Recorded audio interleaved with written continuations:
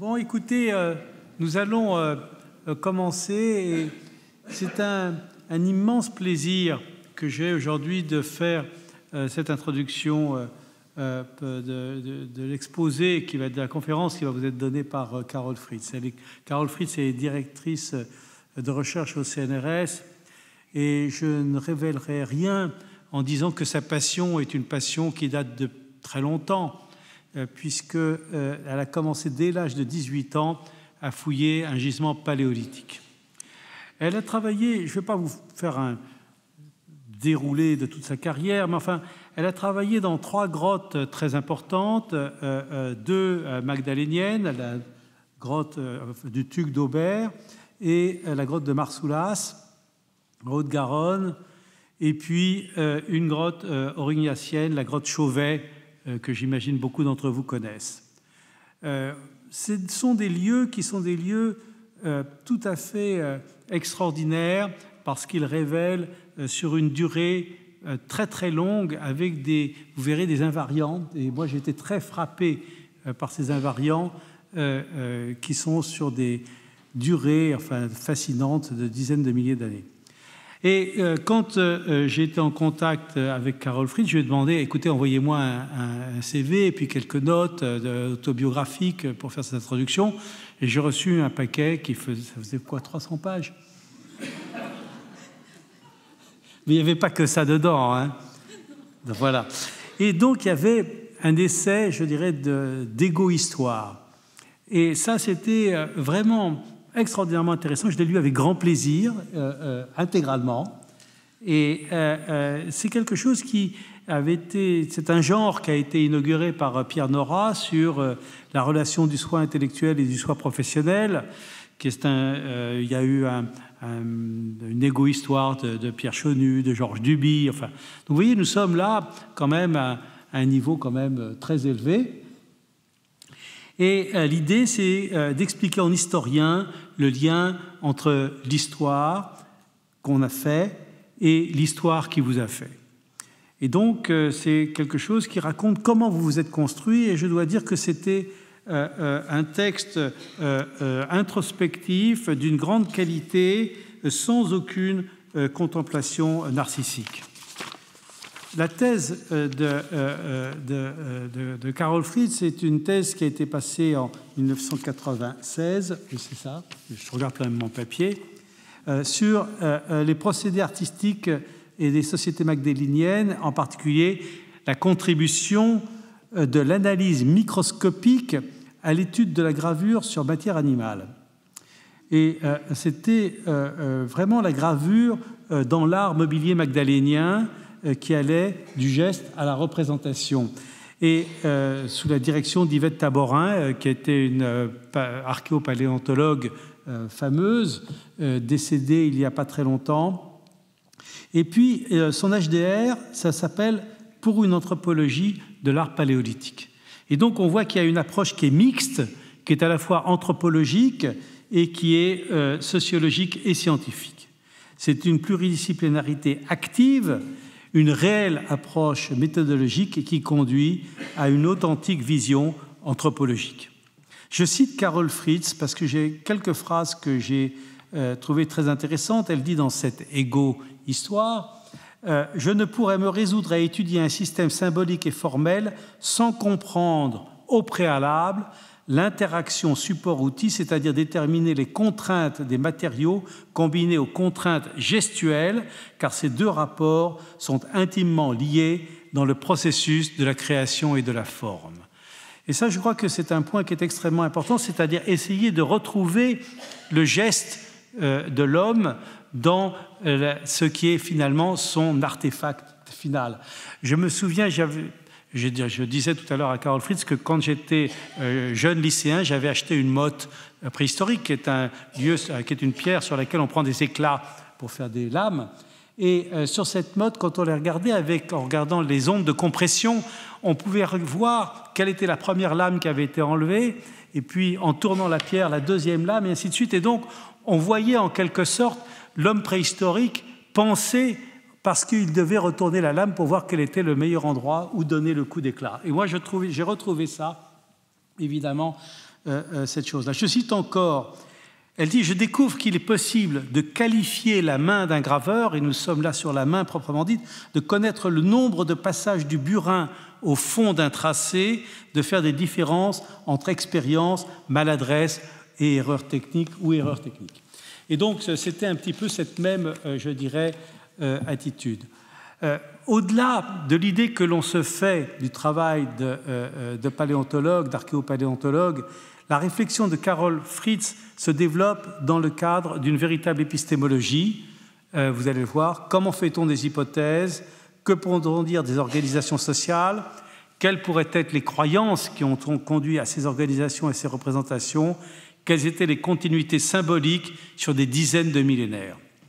Et surtout, je paraphrase pour terminer, avant de vous laisser la parole, expliquer en paléontologue le lien entre le récit qu'on fait, l'explication qu'on donne et l'histoire qui vous a fait au travers des maîtres qu'on a eus et la généalogie de la discipline. Voilà, je vous donne la parole et merci d'être venu.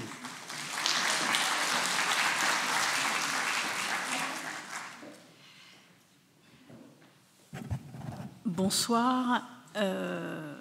Merci d'être aussi nombreux. Merci, Monsieur Trier, de cette invitation. Je suis vraiment très, très honorée d'être ici ce soir. Et oui, on va essayer de justement voir comment l'image peut construire l'humain. Et cette image, elle est fondamentale quand on voit nos sociétés aujourd'hui et qu'on voit justement le poids de l'image dans nos contextes sociaux. On voit que cette image, on va comprendre comment elle a été mise en place et pourquoi. Et on verra, on pourra réfléchir sur la continuité contemporaine de l'histoire de l'image, si je puis dire. On va travailler sur une période qui s'appelle le Paléolithique récent. Alors, je ne vais pas vous faire une définition juste, on va dire une chronologie rapide. On va parler de période et de population entre moins 45 000 et moins 12 000. C'est dans cette période que va se développer l'art paléolithique. Et dans cette période, les sociétés, ce sont des sociétés sans écriture, chasseurs, cueilleurs, collecteurs, nomades. Et quand on parle de ces populations, traditionnellement, on les met en opposition entre nature et culture, qui rejoint aussi une autre opposition qu'on voit ressurgir régulièrement entre modernité et tradition. Et ça, c'est un constat récurrent. Par contre, il faut juste savoir que ces oppositions, je les déteste. Voilà, je vous le dis tout de suite, c'est clair. Pour moi, cette binarité, elle va amoindrir la réalité culturelle de ces sociétés. Et cette binarité, elle va également réduire ces sociétés à une simple analyse, celle de la culture matérielle. On regarde ces sociétés au travers de la forme, on va dire, d'un outil en silex, d'une sagaie en bois de renne, comme si la forme d'une fourchette à deux dents faisait la culture. Posez-vous cette question. Est-ce que quand on change de la forme d'une fourchette, on passe d'une fourchette à deux dents à une fourchette à trois dents, est-ce qu'on change fondamentalement de culture? C'est comme ça qu'on définit les cultures au Paléolithique aujourd'hui. Je suis désolée s'il y a des paléolithiciens de la culture matérielle dans la salle, mais je le pense profondément. Pour moi, pour comprendre ces sociétés, pour comprendre les humains qui construisent ces sociétés, il faut concevoir l'humain, justement, l'humain biologique, dans son environnement. Il faut appréhender cet humain et l'environnement comme un tout indivisible. C'est un système, ce tout-là. Et c'est ce système-là qui va produire un développement et qui va produire une société. Et l'intérêt, c'est de comprendre la dynamique de ce système. Parce que c'est l'interaction entre le biologique et le monde qui l'entoure qui va créer quelque chose. Pour moi, donc, la construction de l'humain est à la fois biologique, culturelle, environnementale. Et reconstruire l'humain, c'est accepter toutes ces composantes dans ce que nous sommes aujourd'hui, en réalité. Pour ça, on va se poser quelques questions. Je reprends souvent cette phrase de Richter qui dit « expliquer plus pour comprendre mieux ». Je trouve ça très simple et très efficace. Pour comprendre l'humain et comprendre justement ces sociétés et comment il s'est construit, moi je pose toujours 3 questions. Qui produit ça? Comment il fait pour produire ça? On peut très bien regarder dans un musée ou sur une paroi un dessin et se dire bah, c'est un très beau cheval ou c'est un très beau Picasso ou c'est un très beau Raphaël. Mais l'intérêt, pour moi, il est dans le comportement de la personne qui a produit ces images. Comment il a fait? Qu'est-ce qu'il avait dans la tête pour produire ces gestes-là? Quel est l'apport du cognitif? Quel est l'apport justement de l'environnement, du culturel et de tout ça derrière? C'est ça qui est intéressant. Et qu'est-ce qu'il produit? Quoi? Qu'est-ce que c'est? C'est pas simplement un bison, c'est pas simplement un cheval. Il y a autre chose derrière. Il ne s'amuse pas à mettre des bisons et des chevaux comme ça sur les parois pour faire beau. C'est pas de l'art, pour de la décoration. C'est autre chose. Et c'est le pourquoi de ça. Et pour moi, on ne peut pas regarder ces images sans s'intéresser au pourquoi. Le pourquoi nous dira, nous informera sur les comportements. Alors évidemment, là, je vous dis ce dont moi je rêve. On travaille sur des sociétés moins 45 000, moins 12 000. On n'a pas de locuteurs, on n'a pas les langues, on n'a pas les structures sociales. Pour faire très simple et très généraliste, on fouille les poubelles, on regarde les dessins. C'est compliqué de reconstruire des sociétés. Eh bien, c'est pour ça qu'il faut aller chercher le plus petit indice possible pour comprendre comment, pourquoi. Qu'est-ce qui fait qu'on arrive à produire ce type d'image? Et c'est ce qu'on va essayer de voir aujourd'hui. Entre moins 50 000, moins 40 000, alors évidemment, j'ai essayé de me mettre à jour des datations qui n'arrêtent pas de sortir. Jean-Jacques Hublin, que vous avez eu il y a quelques semaines, nous produit des données très régulières, donc mes schémas sont un peu en retard.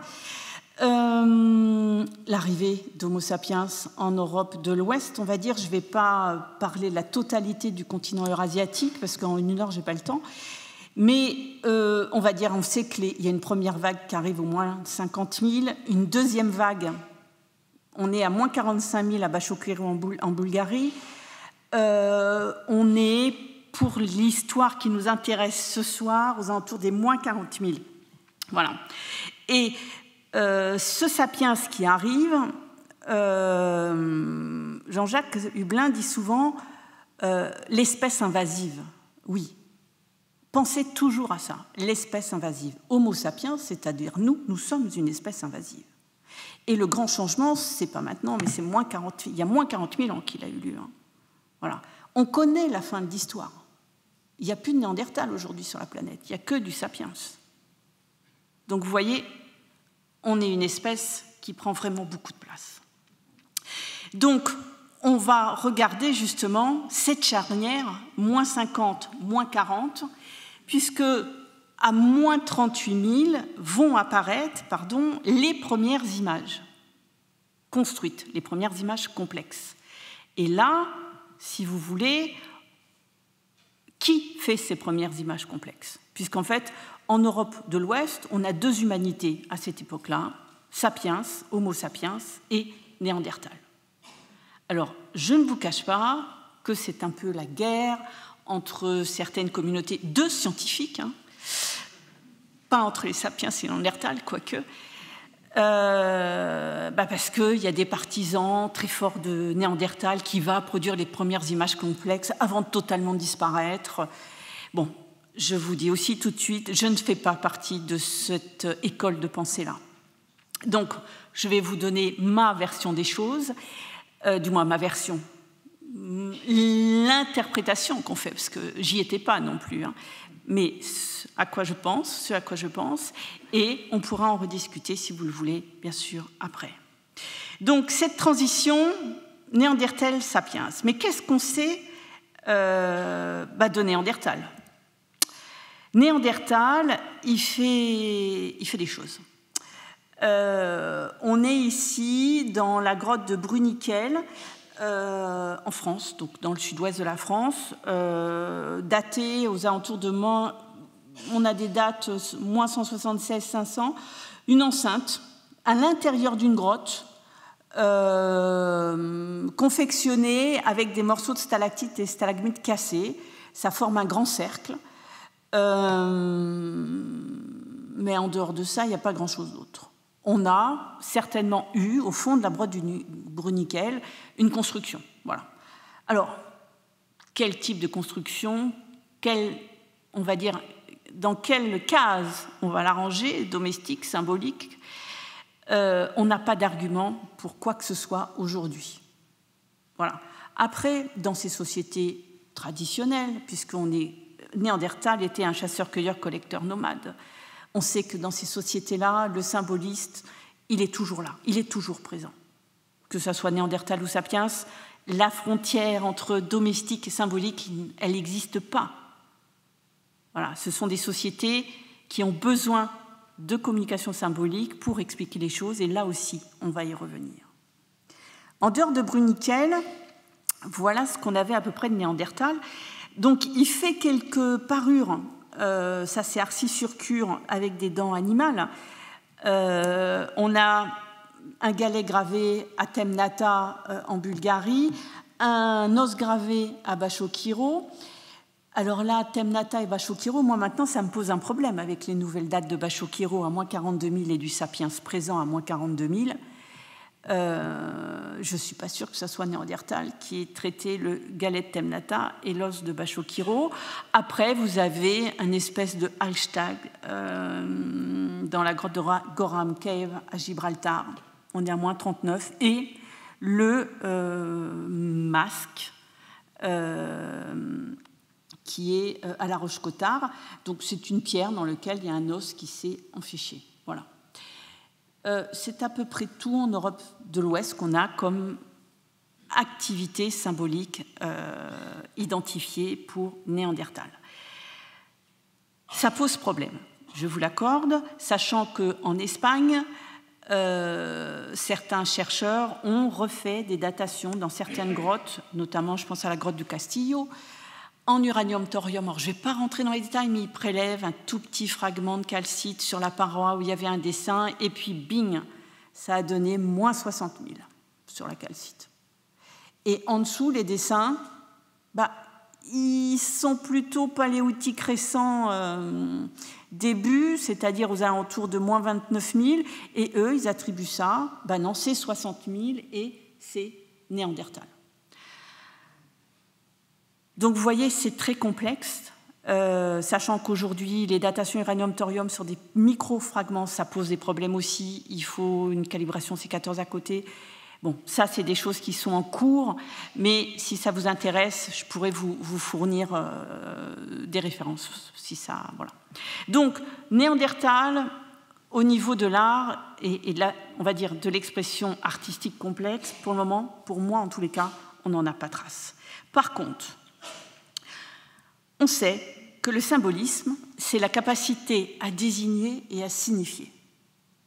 Et que beaucoup d'animaux, dont les mammifères, ont un univers social, vivent parmi leurs semblables, se connaissent individuellement, et que les animaux ont un système symbolique de communication. Alors, pourquoi ? Pour attirer un partenaire sexuel, pour signifier un danger. Ici, là, je vous ai mis l'exemple des singes velvet en Afrique. Alors eux, ils vivent en communauté avec, on va dire, des gardiens de la communauté qui sont là pour regarder ce qui se passe aux alentours. Et ces singes-là sont tout à fait capables de produire un son très particulier en fonction d'un prédateur qui arrive. Par exemple, s'il y a un aigle ou un oiseau rapace qui arrive, il va produire un cri particulier et vous voyez tous les singes, se mettre sous les buissons. S'il y a un serpent qui arrive, le cri les fait monter dans les arbres. Donc vous voyez, on a un système de communication. Donc en fait, on a, au travers de cet exemple, à partir du moment où vous avez un signe, une réponse, vous avez une ébauche, on dit, de sémantique. Donc, on a une communication intentionnelle. C'est tout à fait volontaire. Et surtout, tout à fait volontaire, et ça s'apprend. Par contre, chez les grands mammifères, notamment chez les grands primates, il n'y a que les grands primates qui sont capables de comprendre une relation engagée entre deux individus sans qu'eux-mêmes soient dans cette relation. Ça, ce ne sont que les grands pongidés. Donc on voit là que dans la compréhension de la communication, on est sur un niveau supérieur. Donc, chez les mammifères, il existe, on va dire, une ébauche de sémantique. En d'autres termes, on peut dire que les non-humains peuvent donner un sens qui induit une réaction. Je vous l'ai dit, ce système de communication nécessite un apprentissage, comprendre le signe et y répondre, même si c'est juste un cri, une fuite. Ça ne se fait pas comme ça. En conséquence, on peut penser que les symboles, qu'ils soient visuels, comportementaux, conceptuels, olfactifs, ce que vous voulez, sont manipulés par les humains et les non-humains dès la mise en place d'interactions entre les individus. Dès lors qu'un groupe social est constitué, les symboles sont utilisés dans les relations entre les membres de ce même groupe. Ça veut dire qu'il y a une syntaxe, puisqu'il y a un signe, donc on construit des signes, hein, mais la différence essentielle entre le système symbolique des animaux face à un danger ou face à ce que vous voulez et celui propre aux humains ne réside pas dans la syntaxe, c'est-à-dire dans l'organisation des signes, mais dans la sémantique, c'est-à-dire dans le message et le niveau de signification du message. Là, je vous ai mis ce que j'ai appelé le hashtag de la grotte de Goran Cave, qui, on peut dire, c'est une syntaxe comme le panneau, ce grand panneau des lions de Chauvet.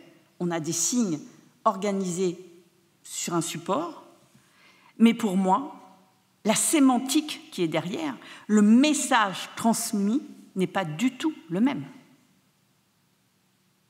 On a une organisation plus complexe, on va arriver à un niveau supérieur de la signification et du message qui est donné. Pourquoi je veux en arriver là ? Parce que pour moi, l'image est indissociable du langage. On ne peut pas produire les images de Chauvet si on n'a pas derrière un langage très élaboré. On va y revenir aussi. Qu'est-ce qui fait la différence ? Alors, je ne vais pas aller très, très loin en neurologie. Je pense qu'il y a des gens dans cette salle qui sont plus aptes que moi à le faire. Mais déjà, entre Sapiens et Néandertal, nous ne sommes pas les mêmes. Voilà, c'est comme ça. Il faut l'accepter une bonne fois pour toutes. On n'a pas les mêmes, on va dire, en tous les cas pour moi, je dirais, maturité cognitive. Voilà. Déjà, on n'a pas le même cerveau. On voit la différence de forme de la boîte crânienne et ce cerveau, eh bien, il est différent. Je vous invite à toucher l'arrière de votre crâne. Cette fameuse globularisation du crâne qui se fait, qui a permis le développement et le câblage avec des petites mutations génétiques en plus de l'encéphale. Pas le même cerveau, eh ben, on ne va pas se comporter de la même manière et on ne va pas réagir de la même manière. Quand on regarde les aires cérébrales, est-ce que la globularisation peut engendrer par rapport à un cerveau néandertal alors, ça ne veut pas dire que le cerveau néandertal est moins bon que le nôtre, hein, je ne dis absolument pas ça. Mais le cerveau de Sapiens, il va ouvrir des perspectives. Et évidemment, j'ai fait un tri là, je n'ai pas tout mis. J'ai mis les choses, entre guillemets, qui vont intéresser la production artistique. La conduite émotionnelle, le contrôle de soi, la fonction visio-spatiale, la représentation du corps dans l'espace. Je vous assure que dessiner sur une paroi qui fait 10 mètres de long, il faut vraiment avoir sa propre représentation de son propre corps dans l'espace et de la manière dont il bouge et de la manière dont il perçoit le support pour pouvoir avoir un comportement idéal. Le contrôle de l'expérience mentale, bon, je ne vais pas voir, voilà. La modification de ce cerveau chez Sapiens, il va entraîner des choses qui vont nous amener, nous, humains, vers la communication par l'image. Alors, ça ne se fait pas tout de suite, puisque quand on regarde ce que Sapiens est capable de produire en Afrique du Sud aux alentours de moins 60 000, on n'est pas très loin du Halchak de Groalkev. Et puis, je vous rajoute Bachokiro et Temnata, parce que de plus en plus, on va les réattribuer, je pense, à Sapiens. Il faut du temps pour en arriver à Chauvet et aux statuettes allemandes. Et ce temps, c'est quelque chose qui va se passer aux alentours de moins 40 000 ans. Mais ce n'est pas uniquement une maturité cérébrale qui va produire ça. C'est multifactoriel. Sapiens, s'il arrive, moins 40 000 en Europe de l'Ouest, il va s'installer. Sapiens, il va investir toutes les latitudes de l'océan, la mer, la montagne, basse montagne, moyenne montagne, sous tous les climats. En plus, là, il ne fait pas chaud du tout. Donc, il va s'adapter, il va se développer dans des niches écologiques très particulières. Et surtout, Sapiens, il va faire quelque chose que ne faisait pas Néandertal, il va créer des réseaux de longue distance. C'est-à-dire qu'il va beaucoup bouger pour aller voir les autres aussi. Et l'art paléolithique fait partie de ce réseau à longue distance.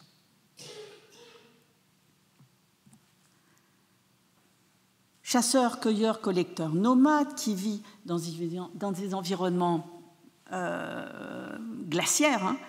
Donc je vous ai mis quelques images qu'on doit à Gilles Tozello. Une vie en groupe. Néandertal avait aussi ce type de vie, mais moins développé au niveau social. On a donc des chasses, des partages, etc. Ça, on le voit très bien. Les partages des carcasses sur les sites archéologiques. Je pense à Verberie, entre autres, dans le bassin parisien. Confectionner donc des armatures très spécifiques pour la chasse, beaucoup plus légères, beaucoup plus efficientes. La parure, le colorant, l'animal devient la source, pas uniquement de la peau pour se vêtir ou faire des tentes, mais également le support de production artistique. L'os, le bois de renne, devient ce support de l'image également. Et bien sûr, on va en parler, les parois qui vont être investies très rapidement. Mais qu'est-ce que c'est que l'art paléolithique ? Eh bien, l'art paléolithique, c'est ça. Alors, vous allez me dire, c'est pas grand-chose. Je vous l'accorde. Ici, vous avez les thématiques principales sur à peu près 10 000 figures, alors ce sont des statistiques, mais voilà, elles rendent compte d'une globalité entre moins 40 000, moins 38 et moins 12 000. Alors, en termes de génération, c'est énorme. Juste pour vous, vous avez plus de temps qui sépare la grotte Chauvet, moins 38 000, à la grotte de Lascaux, moins 17 000, que Lascaux et nous.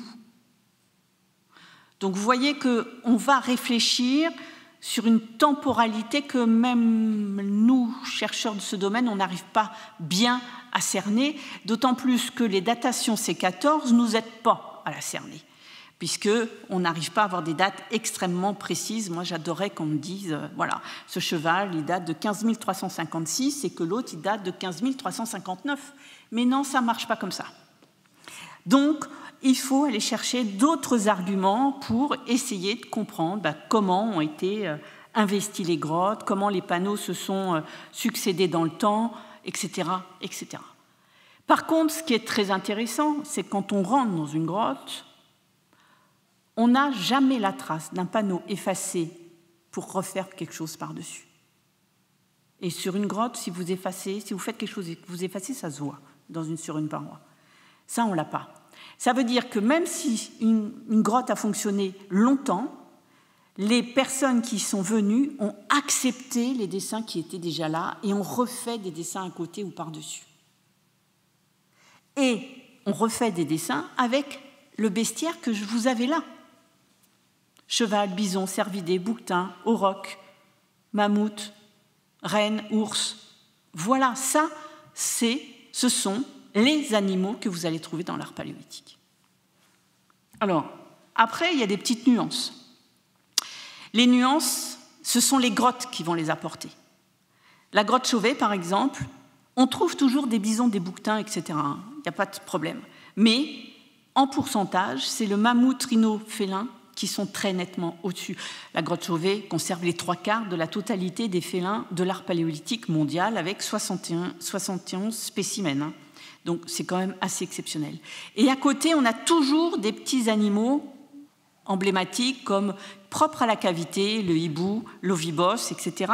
Et pour vous faire voir un autre exemple, je vous ai mis Chauvet et Cosquer dans l'ensemble. Vous voyez, on ne départ pas, on est toujours dans cette même thématique globale avec des spécificités. Et à Cosquer, la spécificité, ça va être les animaux marins. Et pourquoi les animaux marins ? Parce que Cosquer était à l'époque pas sous la mer, mais au bord de la mer.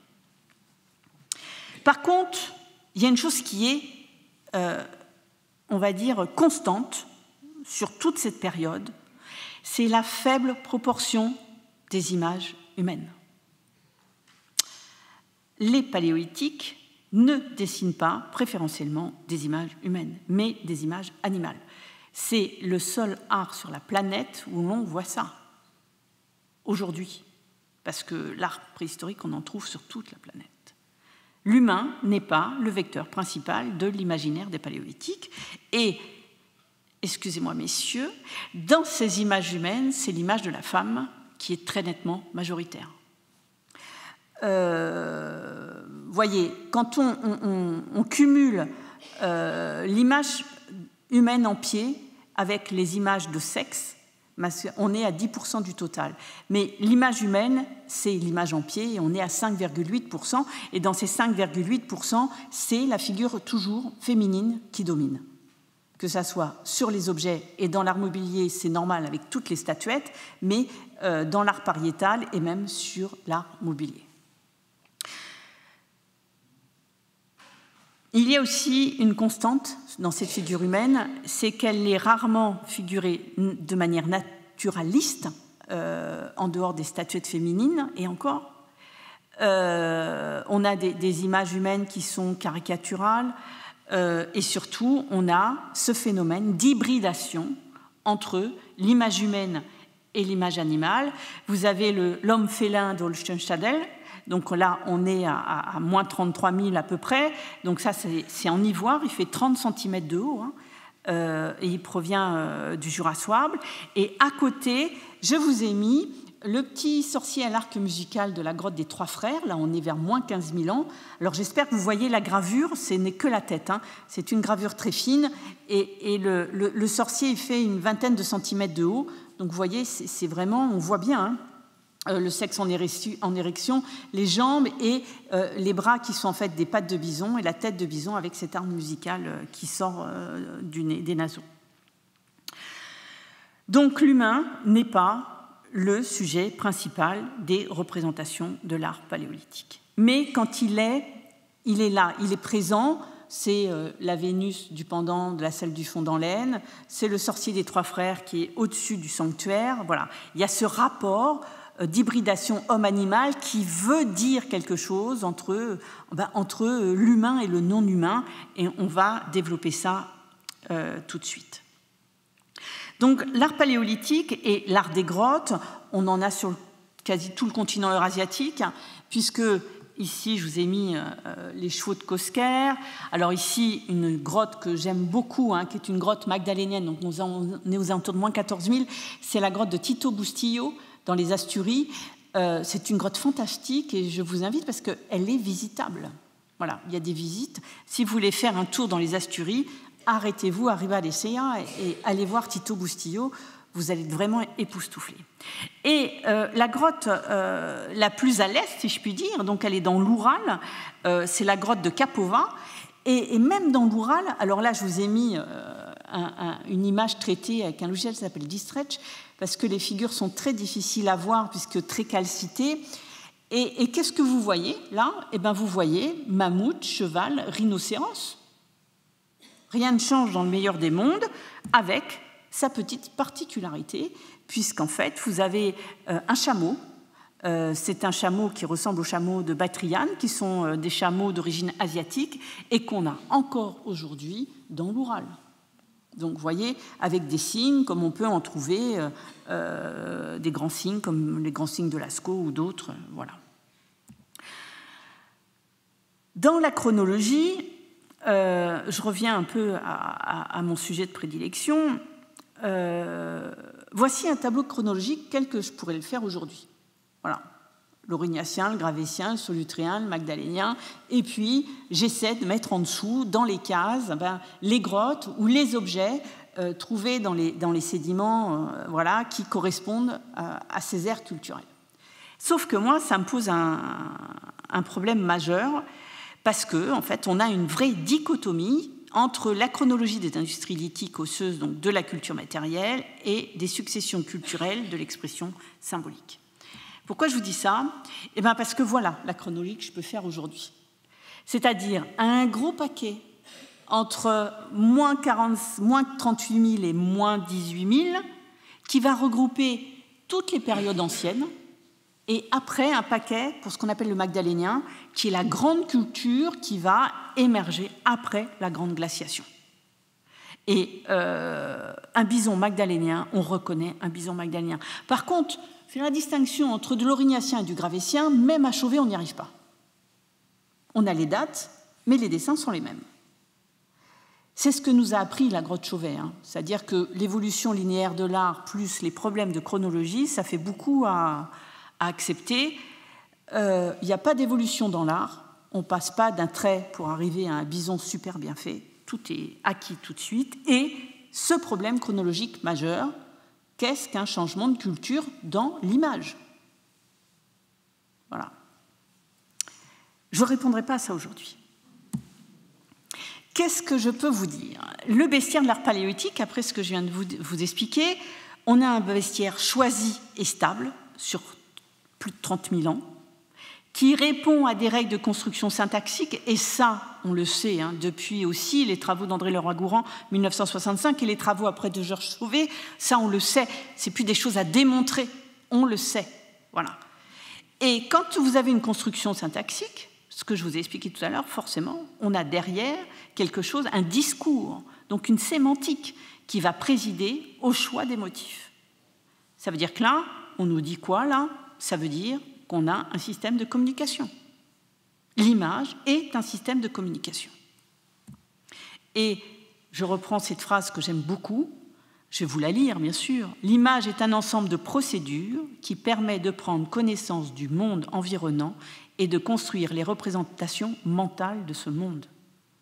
Pour moi, l'art paléolithique, c'est ça. Et on va voir comment on peut faire. Alors, j'espère ne pas vous décevoir, parce que je ne vous ai pas organisé une visite de la grotte Chauvet. Hein. Je reviendrai peut-être pour ça, mais ce n'était pas vraiment le sujet. Voilà. Mais vous allez voir quelques images. Quand même, je ne vais pas vous faire ça. L'art paléolithique, c'est quoi? Je vous ai mis 4 images. Lascaux, qui est vraiment aussi une grotte exceptionnelle.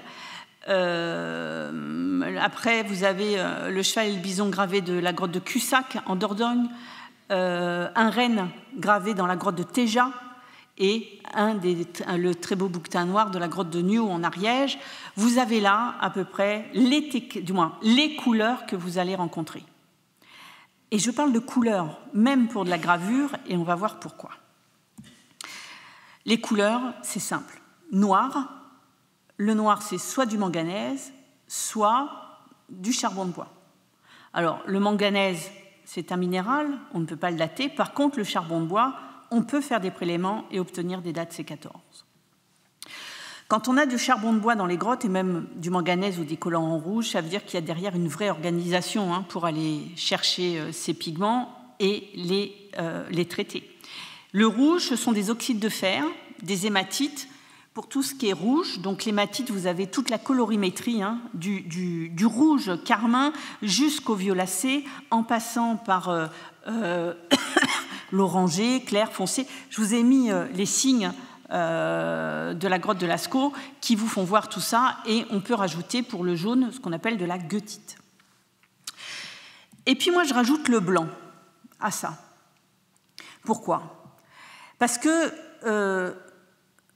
quand vous incisez une paroi, que ce soit avec un silex ou avec le doigt quand la paroi est molle, eh bien vous allez arracher, enlever l'épiderme supérieur de cette paroi pour atteindre ce qu'il y a juste en dessous. Et en dessous, quand c'est du calcaire, ça peut être blanc.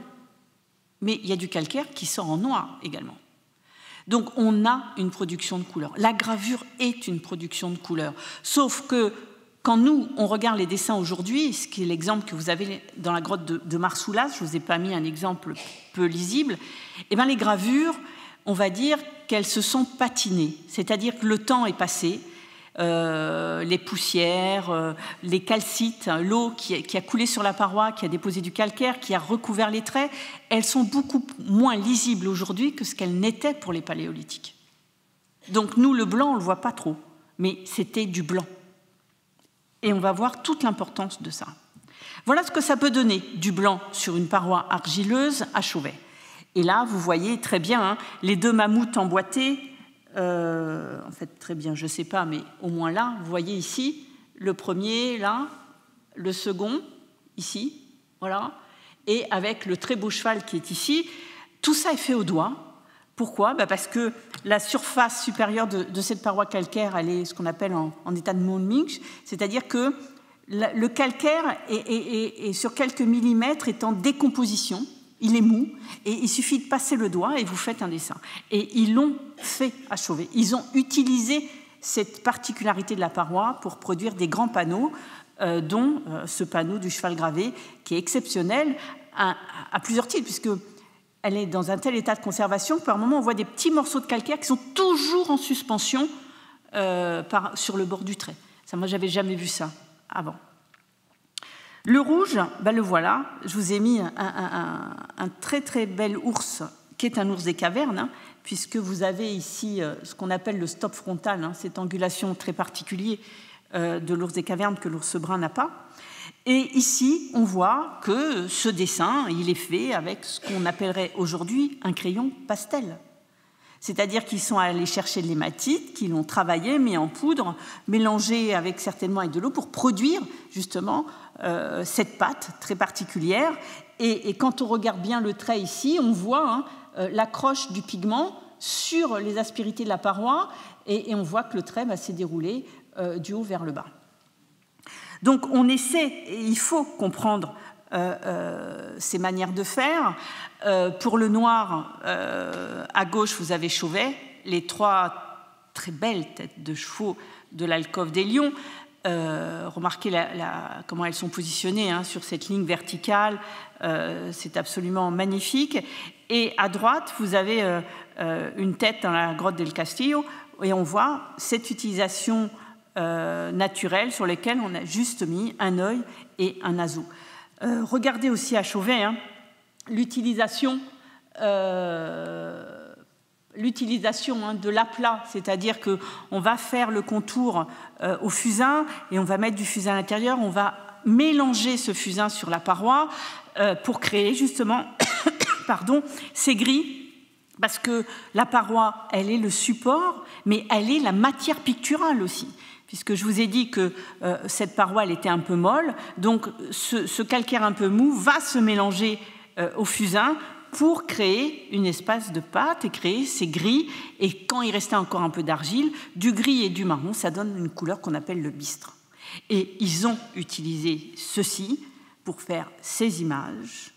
Et quand vous dessinez, s'il y a des dessinateurs dans la salle, si vous dessinez au fusain, vous savez que un trait bien net au fusain, vous ne pouvez pas l'obtenir. Le bord du trait, il est toujours un peu évanescent, un peu pulvérulent.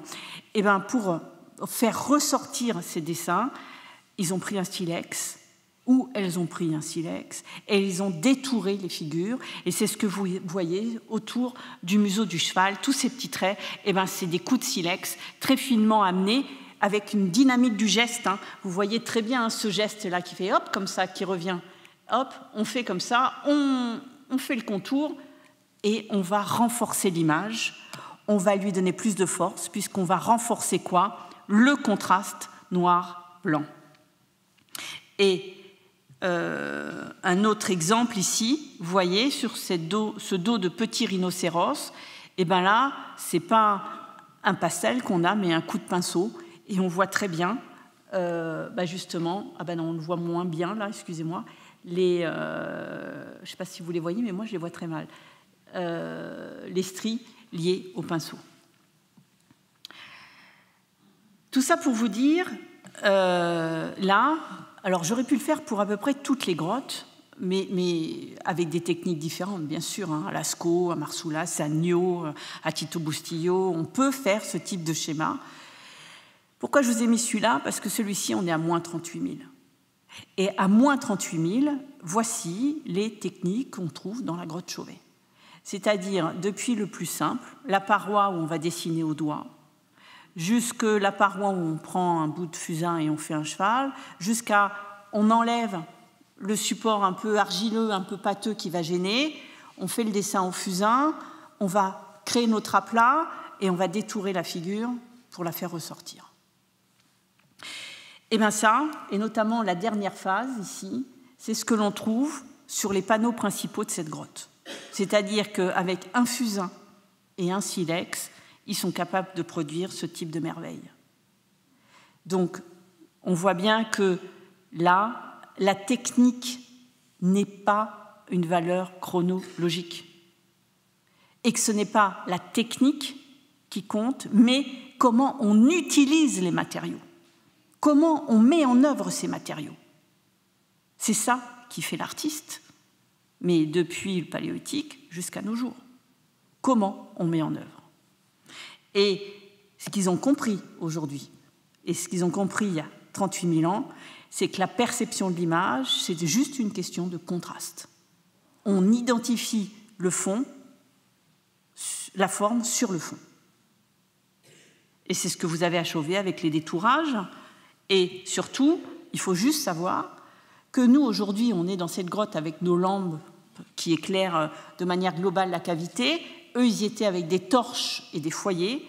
Et quand on a une faible luminosité, les contrastes ressortent beaucoup plus forts, notamment le noir sur le blanc. Comment aller plus loin maintenant?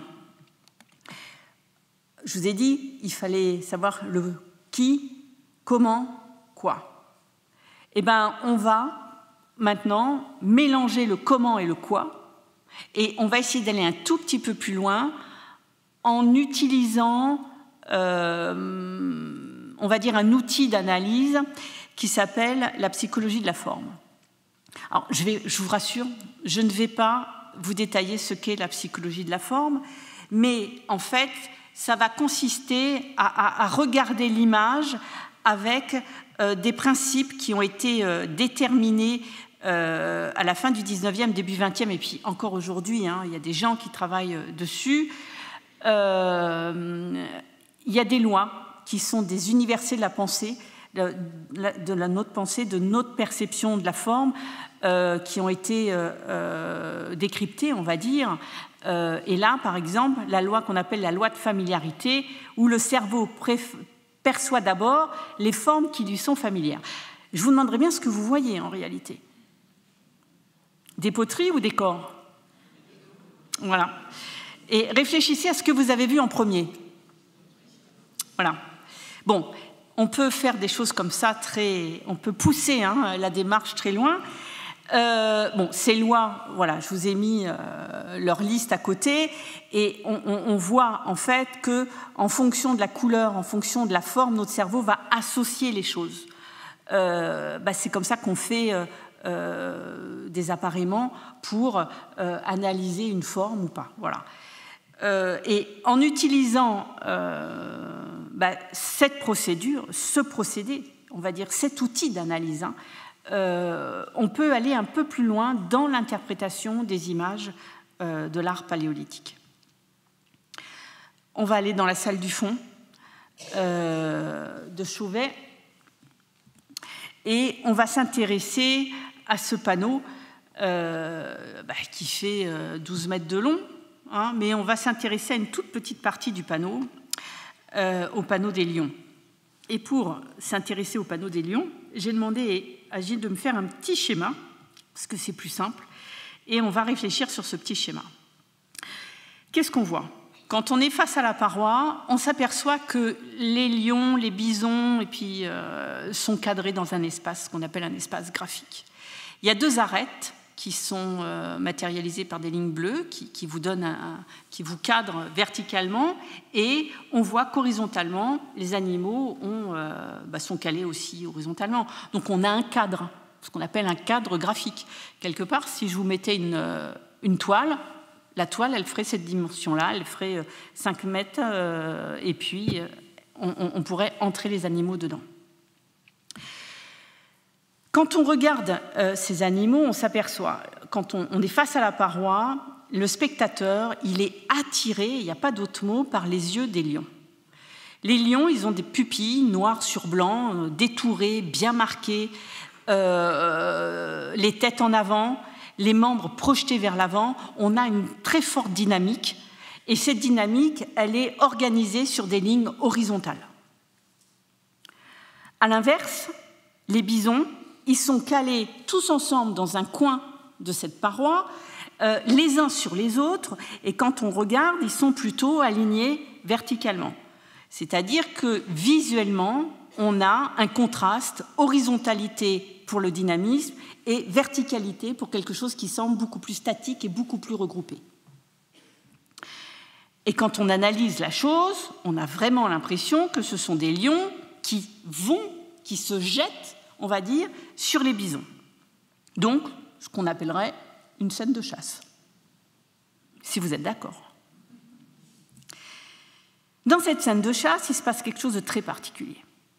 La grosse flèche bleue, au milieu, elle vous fait voir des petites têtes de bisons vue de face, et puis vous avez une petite flèche là qui fait voir un bison qui, lui, va échapper au destin tragique en fuyant à l'inverse du troupeau. La grosse flèche bleue, elle vous montre des têtes de bisons vues de face. Et en fait, ça, c'est un comportement éthologique du bison qui est très connu. Les bisons d'Amérique, par exemple, pour échapper à leur prédateur, pour dérouter le prédateur, ils vont changer de direction tout d'un coup. C'est pour ça que la chasse au bison, elle est très dangereuse en réalité. Les Indiens, les autochtones d'Amérique du Nord, quand ils étaient à cheval, il fallait vraiment faire très très attention, c'est vraiment très particulier. Et bien c'est ce qui se passe là, dans la grotte. Les bisons, les lions se jettent sur le troupeau et les bisons, pof, ils changent de direction. Et je vous les ai mis en grand, là, je ne sais pas si vous les voyez bien, ces petites têtes de bison avec les 2 cornes, là, le chignon, les yeux, etc. Et ils se tournent vers quelle direction ? Vers les spectateurs. Les bisons fuient vers les spectateurs, vers l'observateur de la scène. Quand vous rajoutez à ça que quand vous êtes paléolithique et que vous avez une torche ou un foyer, vous ne pouvez qu'éclairer que cette scène-là, eh bien, le dessinateur crée une attention conjointe. C'est-à-dire qu'il va mettre le spectateur à l'intérieur de la scène. On n'est plus spectateur, on devient quasi acteur de ce qui se passe. Et quand on prend un tout petit peu de recul, qu'est-ce qu'on a ? Face à ce panneau, on a ce pendant qui descend de la voûte, là, ici. Et sur ce pendant qui descend de la voûte, vous avez ça. Vous avez le bas d'un corps féminin associé à un bison et à un félin. Alors, je vous ai mis la petite statuette de Willendorf pour comprendre ce que vous voyez, puisque vous avez ici le triangle pubien avec la vulve marquée, les jambes. C'est exactement ce que vous avez là. Je ne voudrais pas faire de la psychologie du Café du Commerce, mais vous avez une scène de chasse face à quoi ? Face à un corps féminin qui donne la vie, associé aux 2 protagonistes de la chasse, Eros et Thanatos. On nous raconte quelque chose. Ça veut dire que là, on est certainement face à ce qu'on appellerait des mythes. On nous raconte une histoire. On nous livre une vision du monde. Et un mythe, c'est quoi ? Un mythe, c'est une histoire, un récit qui doit rendre compte, on va dire, du monde en globalité. Ça veut dire où aller chercher son épouse ou son mari, pour ne pas arriver à faire de l'inceste à l'intérieur d'un groupe. Alors, il faut aller un peu loin, mais il ne faut pas aller trop loin non plus. Pourquoi il y a des saisons? Pourquoi le soleil disparaît le soir et renaît le matin? Pourquoi on a des aurores boréales? Alors aujourd'hui, vous allez me dire, oui, c'est facile, on peut répondre. Mais oui, mais c'est la science qui peut répondre. Au Paléolithique, il n'y a pas de science. Il faut expliquer ça. Il faut expliquer d'où on vient, qu'est-ce qu'on fait, comment on peut le faire et où on va. Et dans les sociétés sans écriture, et je rajouterais même dans les sociétés avec écriture, les mythes sont faits pour ça.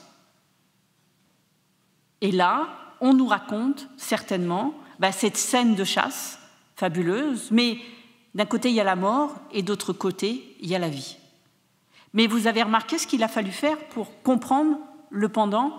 Il a fallu prendre du recul. Il a fallu sortir du panneau et regarder ce qui se passait dans la salle de la grotte. C'est-à-dire que ces mythes, ces histoires, elles ne sont pas uniquement concentrées sur des panneaux, mais elles sont mises en scène dans les salles des grottes. C'est-à-dire que la salle devient un amphithéâtre et que la paroi va répondre à une autre paroi. Mon problème à moi aujourd'hui, c'est que je n'ai pas les histoires, j'y étais pas. Donc c'est très complexe d'aller plus loin pour le moment. Mais ce que je peux vous dire, c'est que la chasse au lion, on le retrouve sur tout le Paléolithique. Et comme le disait Lévi-Strauss, un mythe, ça ne meurt pas, ça se transforme. Qu'est-ce que ça veut dire? Ça veut dire qu'il y a une histoire globale. Et que cette histoire globale, elle ne va pas se diffuser et mourir dans le temps ou dans l'espace. Elle va se transformer. Ce sont les protagonistes de l'histoire qui vont se changer. Je vous invite à relire La Voix des masques. Et en fait, c'est ce qui se passe au Paléolithique. On voit cette scène à Chauvet. Cette scène, on la retrouve ailleurs avec d'autres protagonistes. Par exemple, à moins 13 000 ans à Angles-sur-Langlin, ce sont des lions avec, à un moment, des bisons qui sont changés en bouquetins.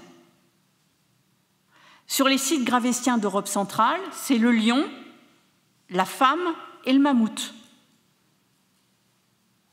Donc vous voyez qu'il y a des choses qui se passent et qu'on peut peut-être arriver à les percevoir. Un autre exemple, mais autrement. La grotte du Tuc de Doubert, en Ariège, on est sur un site qu'on appelle magdalénien, on est entre 13 et 14 000 ans. C'est un site fabuleux, on doit remonter un réseau actif pour aller dans les galeries de la grotte. C'est un réseau assez compliqué. Vous avez un premier réseau au niveau de la rivière, un peu plus au-dessus, et un autre réseau où il faut passer une cheminée de 10 mètres pour y accéder. Et tout au long de ce réseau, on a des œuvres d'art. Ici, vous avez ce très beau bison, ici un animal un peu imaginaire avec des cornes, un gros museau, on ne sait pas trop, et là, un très beau renne. Et cette cheminée de 10 mètres que nous, on passe aujourd'hui avec des échelles, les Magdaléniens l'ont empruntée, puisqu'en fait, ils ont fait des dessins à la voûte de cette cheminée. Ils l'ont empruntée, donc ça veut dire qu'ils ont peut-être confectionné des cordes, mais il fallait une aide pour arriver à grimper. Au bout du réseau supérieur, à plus de 200 mètres de l'entrée, on a ça.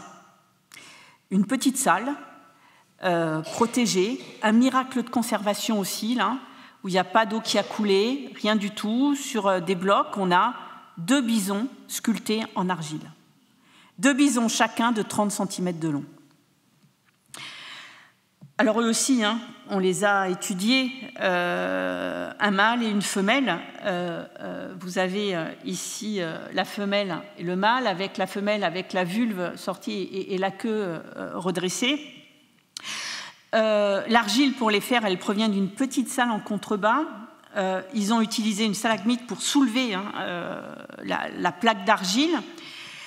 Et quand on regarde comment ils ont été faits, eh ben, en fait, ces bisons, ils ont été réalisés comme un sculpteur le ferait aujourd'hui, par l'accumulation de boulettes, et après, ils vont lisser les surfaces. Et vous avez ces boulettes ici, on les voit très bien, vous voyez, avec le lissage, le calage.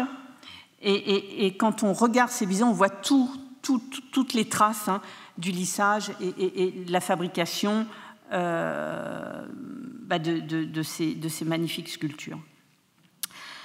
Alors, la cheminée de 10 mètres, en plus, ils l'ont passée avec un enfant de 3 ans. Et on peut le voir, puisqu'en fait, dans l'argile, on a ces petites empreintes ici. Voilà. Donc, ça veut dire que, de toute manière, pour aller dans n'importe quelle grotte, c'est une organisation sociale. Il faut de l'éclairage. Si vous allez dans une grotte et que votre lampe s'éteint, vous ne ressortez pas. Même si vous connaissez la grotte par cœur. Moi, j'ai un ami qui a failli se tuer comme ça. Donc, il faut une organisation sociale derrière. Il faut l'éclairage, il faut tout. Et en plus, il y a des enfants qui y vont. Alors, on peut se demander pourquoi. Qu'est-ce qui, dans le comportement de ces sociétés, fait qu'on emmène des enfants dans ces profondeurs-là?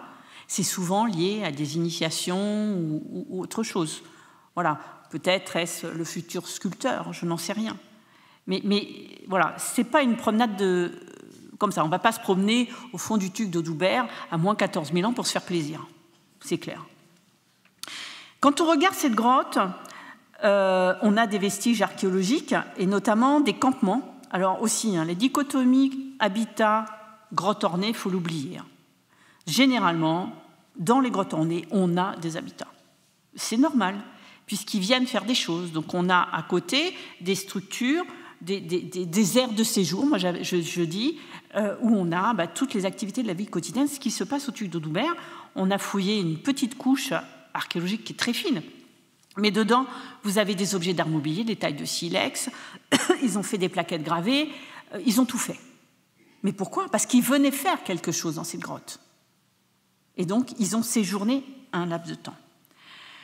Donc, les habitats dans la partie dans le premier réseau, et les points bleus, la répartition des œuvres. Et quand on regarde ce qui se passe, là aussi, ça interroge. On s'aperçoit que les couples de bisons, il n'y a pas que les bisons en argile du fond. Il y en a très exactement 4 autres dans la grotte qui sont répartis dans des coins retirés, voire ici même dans une galerie où il faut remonter le cours d'eau pour y accéder, et ils sont vraiment au fond. Alors l'eau, il y avait de l'eau dans cette rivière, mais pas autant que maintenant, il y a moins 14 000 ans. Donc ça veut dire qu'on a une répartition spatiale. Il se passe là aussi, on nous raconte des choses. Et quand on regarde la répartition spatiale des couples bisons associés à des autres représentations, cheval, bison, bouquetin, on a une réelle structuration dans la totalité de la cavité. Ça veut dire que, tout à l'heure je vous ai dit, à Chauvet, il faut prendre du recul pour regarder ce qui se passe dans l'espace. Et bien là, à l'échelle de la grotte, on nous démontre bien qu'il y a des choses qu'on nous raconte, il se passe quelque chose. C'est la grotte qui est scénographiée. Et c'est comme ça qu'il faut regarder les grottes. On peut les étudier panneau par panneau, mais si on ne prend pas ce recul, on ne va pas bien comprendre ce qui se passe.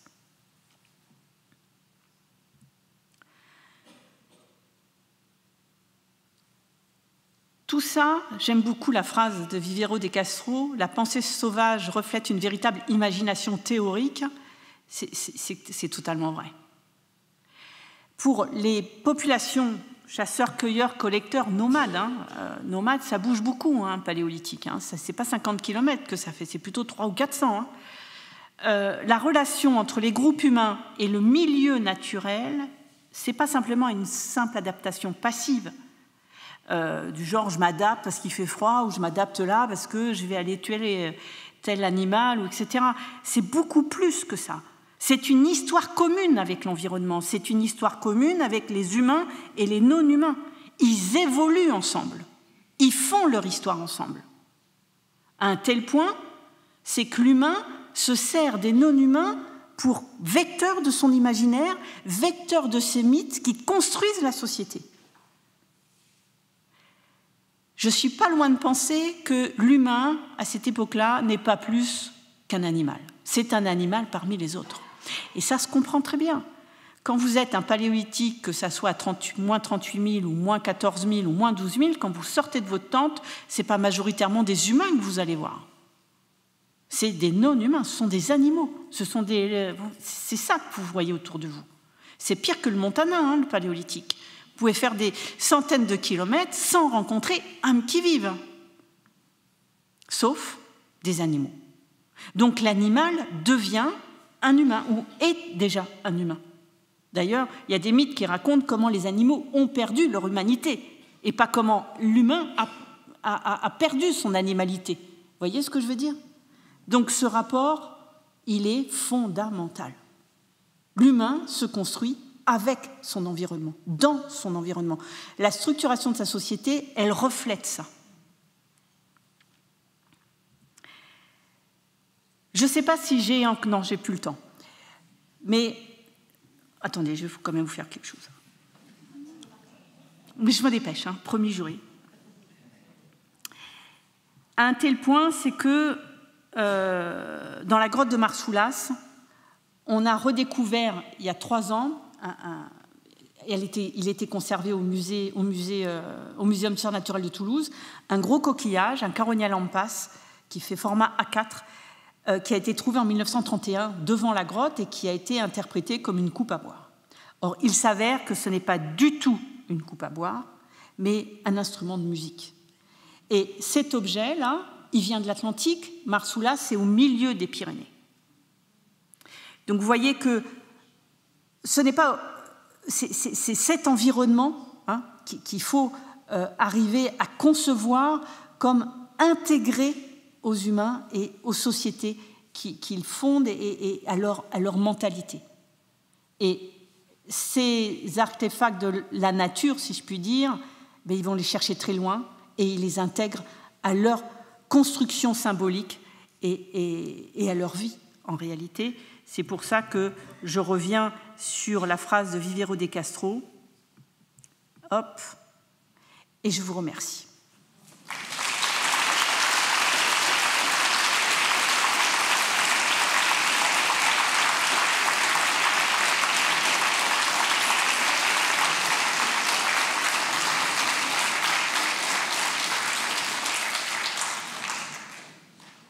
Je ne sais pas s'il y a des questions.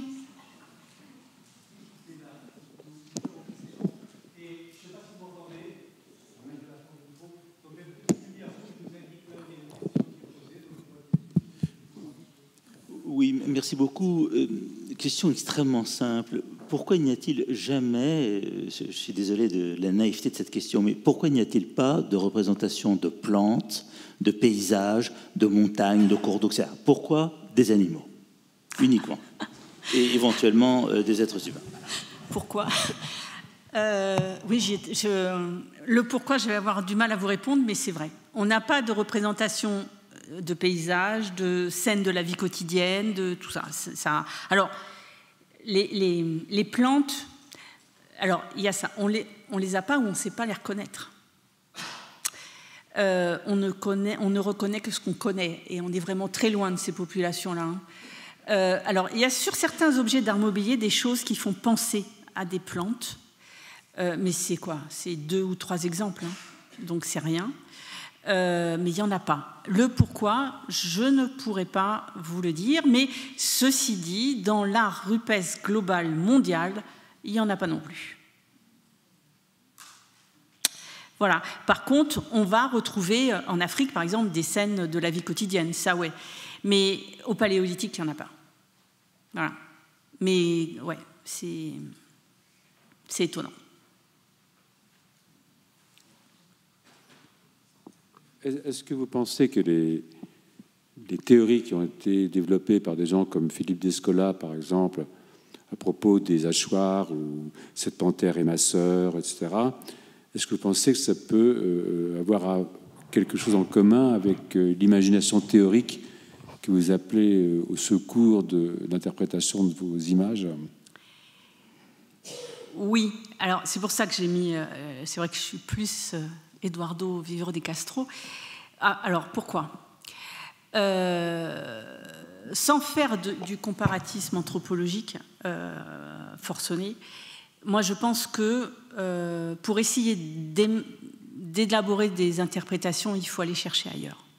Alors moi j'ai une grosse culture anthropologique nord-américaine et pour moi c'est important, je vais vous expliquer pourquoi, parce que l'Amérique a été peuplée en passant par le détroit de Bering après la deuxième grande glaciation.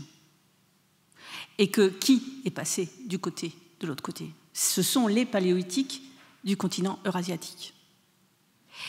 Et oui, je m'intéresse beaucoup à ce que fait Descola et d'autres, parce que je pense que les populations actuelles ont un fond de quelque chose du paléolithique. Alors, c'est dur, vous allez me dire, elle est folle, etc., ou pas folle, peut-être pas, mais parce que vous êtes polis. Des collègues qui le sont moins, mais il se passe quelque chose. Moi, l'été dernier, j'étais dans le Montana, chez les Crows. Les Crows, ils sont donc le Montana, les grands plateaux d'altitude. Ce sont des populations qui sont arrivées là après l'arrivée du cheval, puisque c'est le cheval qui leur a permis de monter du Missouri au Montana.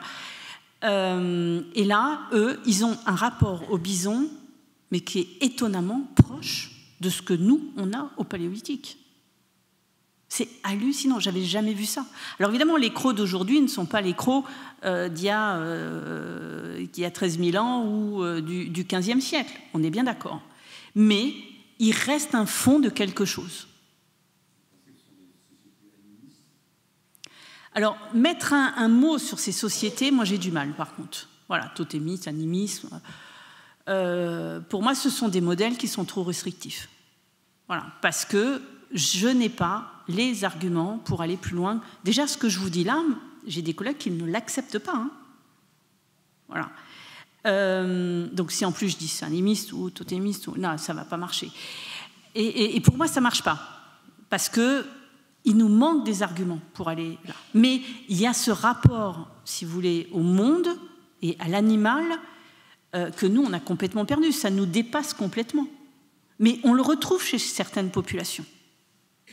Nous, vous voulez dire dans nos sociétés occidentales? Oui, bien sûr. Non, oui, quand je dis nous, c'est nous, Européens du XXIe siècle. Voilà. Mais quand on regarde un peu autour, je pense notamment aux populations autochtones nord-américaines du Canada ou du Grand Nord, on a des choses très proches. Voilà. Et je pense surtout aux aborigènes d'Australie.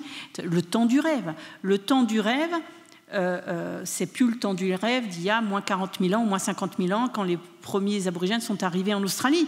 Mais il est toujours là aujourd'hui. Il est toujours actif. Et les histoires, dans ce qu'on peut en voir sur l'évolution par rapport aux textes que l'on a, elles n'ont pas évolué, elles ont changé de protagoniste, comme le disait Lévi-Strauss. Et Lévi-Strauss, il a fait ça quand ? Il a fait ça quand il a étudié les mythes de l'Amérique du Sud jusqu'au Nord-Amérique, jusqu'au fin fond du Canada. Et il a trouvé cette perduration des mythes et ces changements de protagonistes. Voilà. Alors, mon modèle, il va peut-être trop loin, mais je me dis, si on veut réessayer de réfléchir, eh ben, peut-être qu'il faut aller loin pour revenir un peu en arrière. C'est ça la science, hein. Il suffit d'une grotte et puis il faudra tout recommencer, mais c'est ce qui nous amuse. Monsieur.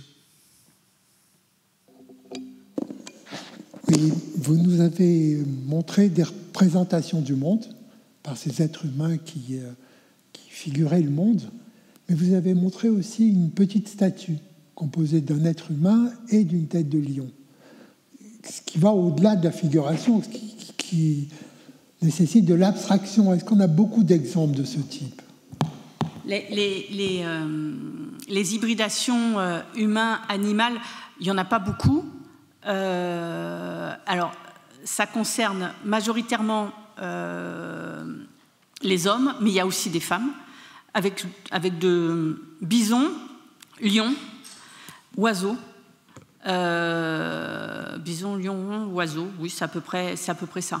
Et ce souvent dans les grottes, mais il y a 2 ou 3 galets gravés qui les portent aussi, toujours en association avec, je pense au galet d'Étiole, où c'est le corps d'une femme avec une tête de félin et un cheval qui est vraiment très mal en point. Voilà. Donc on a cette chose-là. Alors oui, c'est une vision du monde. On pourrait penser que c'est un intercesseur, hein, la personne hybridée, intercesseur avec quelque chose, avec voilà. Mais ça, je vous raconte, comment dire, du roman là. Hein.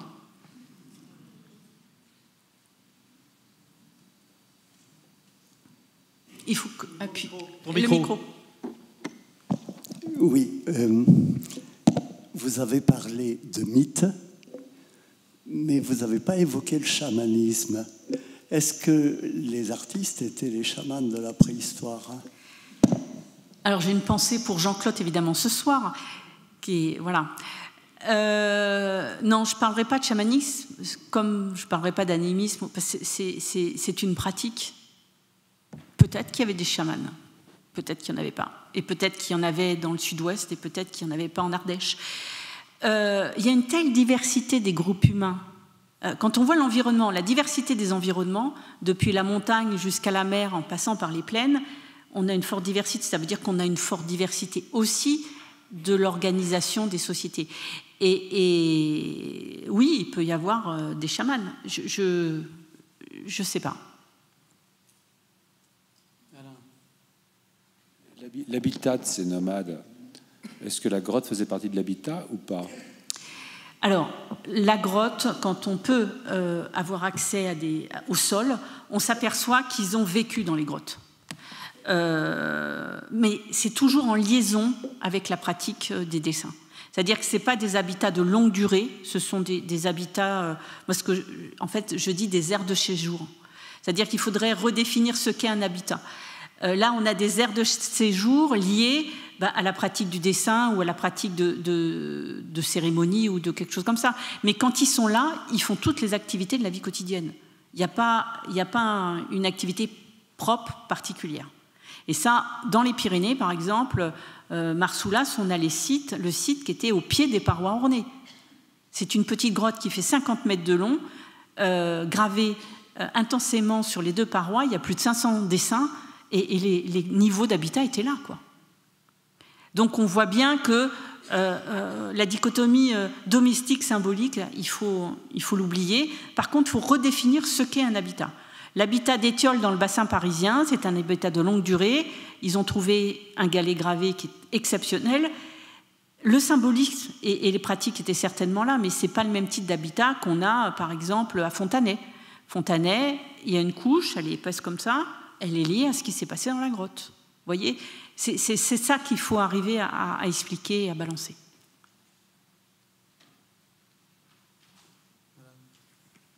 Oui, un moment vous avez... Vous pouvez parler dans votre micro, s'il vous plaît. Un moment vous avez dit il ou elle. Oui. À propos des peintures. Comment est-ce qu'on peut imaginer que c'était soit des hommes, soit des femmes? J'y étais pas. Oui, donc c'est une précaution sémantique.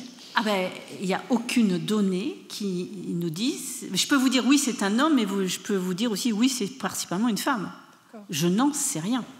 Il n'y a pas de différence de qualité dans le dessin entre un homme et une femme. Que ça soit aujourd'hui, quand vous savez dessiner, bien sûr, hein, que ce soit aujourd'hui ou au Paléolithique. Et on connaît, pour revenir aux chamans, énormément de femmes chamanes, même plus que les hommes. Donc, bon, je peux tout, mais je peux vous faire plaisir, vous dire oui, c'était principalement des femmes, etc. Non. Mais je ne sais pas. Voilà. Oh, merci. Merci pour votre conférence. Moi, j'étais juste intriguée parce que vous ne nous avez pas parlé des mains qu'on trouve dans toutes ces grottes et tout ce qui rattache au symbolisme de ces mains. On dit aussi que ce sont des mains gauches et de femmes, non? Ah bon, non. Non. Alors oui et non. Il y a eu des études faites par Manning il y a quelques années où en fait, en distinguant la taille de l'annulaire, etc., il disait qu'il y avait plutôt des mains de femmes. En fait, il s'avérait que ça ne marche pas du tout. Et puis, vous savez, c'est très délicat de définir un genre en fonction d'une main ou d'un pied. je vais vous dire pourquoi, parce que dans la grotte du Tuile de Doubert, il y a des empreintes, c'est du 36,5. Voilà. Donc, empreinte définie en 1938 pour les empreintes d'un adolescent. Moi, je fais du 36,5, je suis une éternelle adolescente. Voilà.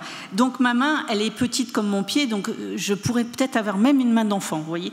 Donc, c'est un peu compliqué. Par contre, dans la grotte Chauvet, on a des mains négatives, et notamment une main avec un petit doigt un peu tordu. Voilà. Et ça, on le retrouve à plusieurs endroits. Et en fonction de la hauteur où a été apposée la main, on peut dire que c'est quelqu'un qui faisait dans les 1m70, 72, vous voyez. Donc, mais est-ce que c'est un homme ou une femme? C'est pas important, ça. Mais pourquoi les mains? Pourquoi les mains? Les mains. Ah, mais ça aussi, je peux vous raconter un roman. Non, je rigole. On sait que la main, dans les c'est un des universaux de la pensée d'Homo sapiens, mais sur la planète. La main est encore utilisée aujourd'hui en Inde sur les maisons pour apposer et protéger la maison. Alors, qu'est-ce que c'était au Paléolithique? Je n'en sais rien. Mais est-ce que la main, c'était aussi la manière justement d'aller sur la paroi d'où sortent les animaux? Je peux vous raconter plein de choses, comme je l'ai fait tout à l'heure, mais là, j'ai moins d'arguments que l'analyse de la forme, quoi. Voilà. Merci.